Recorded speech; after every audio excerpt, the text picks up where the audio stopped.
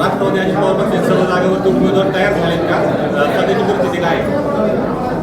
राष्ट्रवादी काँग्रेस पक्षाच्या माध्यमातून जिल्हा परिषद पंचायत समितीच्या 5 गटामधून आणि 10 गणामधून सगळे उमेदवार हे घड्याळाच्या चिन्हावर लढवणार आहेत आणि सगळ्या आंबेगाव तालुक्यामधील सगळे उमेदवार हे आज त्याच्यातल्या 4 जिल्हा परिषद गटातील आणि 8 पंचायत समिती गणातील उमेदवारांनी आज फॉर्म सबमिट केलेले आहेत.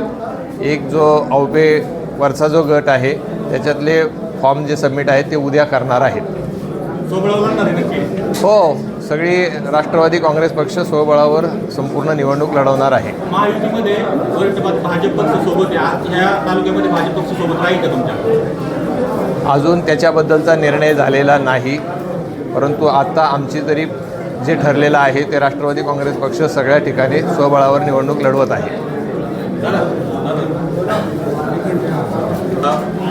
शेजारी तालुक्यामध्ये दोन्ही राष्ट्रवादी एकत्र आले तशी चिन्ह आंबेगाव तालुक्यात दिसत आहेत सध्या येणाऱ्या काळामध्ये किंवा निवडणुकीनंतर असं दिसतंय. दोन्ही काँग्रेस एकत्र येण्याचा जो विषय आहे तो फक्त शेजारच्या निकडल्या तालुक्यात नाही आहे, तर तो जिल्ह्याच्या पातळीवरचा जो निर्णय आहे तो जवळजवळ माननीय अजितदादा पवारसाहेब आणि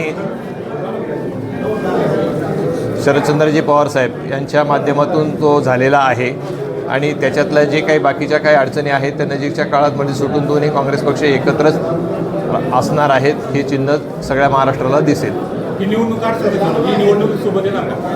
आता तो जवळजवळ सगळ्या ठिकाणी तशाच पद्धतीचा प्रयत्न चालू आहे. भारतीय जनता पार्टी सोबत नक्की होईल का तुमचं महायुतीमधला पक्ष? आज आंबेगाव तालुक्यामध्ये अजून त्याबाबतचा निर्णय फायनल झालेला नाही, परंतु राष्ट्रवादी काँग्रेस पक्ष हा आजच्या मितीला सगळ्या जागा स्वबळावर लढवत आहे. स्वबळावर लढायचं नक्की आहे. जवळ संघटना पक्ष आपल्याबरोबर आहेत का? आपल्या संपर्कात किंवा आपल्याबरोबर संघटना पक्ष आहेत का? नाही, आता त्याबाबतचा जो निर्णय आहे ते माननीय नामदार दिलीपराव वळसे पाटील साहेब शेवटच्या क्षणी घेतील, परंतु आज आम्हाला जे माहिती आहे त्या पद्धतीने आम्ही सगळे फॉर्म जे आहेत ते राष्ट्रवादी काँग्रेस पक्षाचे आज जे भरलेले आहेत ते 4ही गटामधले आणि 8 पंचायत समिती गणातले भरलेले आहेत. एक मी सांगितल्याप्रमाणे जो वरचा पंचायत जिल्हा परिषदचा गट आहे आणि जे 2 पंचायत समिती गणातले फॉर्म आहेत ते उद्या भरले जातील. आंबेगाव तालुक्यामध्ये सर्व पक्ष आता एकत्र आलेले एक मोठी ताकद राष्ट्रवादी गडाच्या विरुद्ध उभी राहिलेली आहे. आव्हान वाटतं का तुम्हाला? नाही, एवढे वर्ष 35 वर्ष नामदार वळसे पाटील साहेबांचा या तालुक्यावर असलेला कामाचा जो आलेख आहे त्याच्यामध्ये या तालुक्यातील जनता सुज्ञ आहे आणि तालुक्यातील जनता नामदार वळसे पाटील साहेबांनी जे उमेदवार दिलेले आहेत त्यांच्या पाठीमागं भक्कमपणाने उभे राहून सर्वच्या सर्व उमेदवार निवडून आले. आपल्या निवडणुकीचं विजन काय असणार आहे?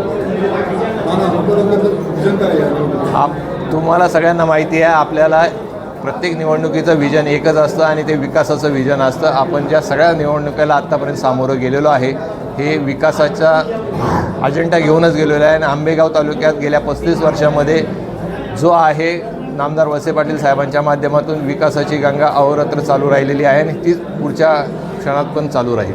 आपल्या पक्षात शिवाजीराव आढळराव पाटील अजून त्यांच्या कार्यकर्त्याला कोणतंही सांगितलं नाही काय काम करा किंवा ते जर कुठेतरी आज्ञाधार दिसतात का त्याच्याबद्दल काय सांगितलं? असं काय नाही, सगळे कार्यकर्ते बरोबर आहेत. शिवाजीराव आढळराव सुद्धा राष्ट्रवादी काँग्रेसमध्ये आहेत.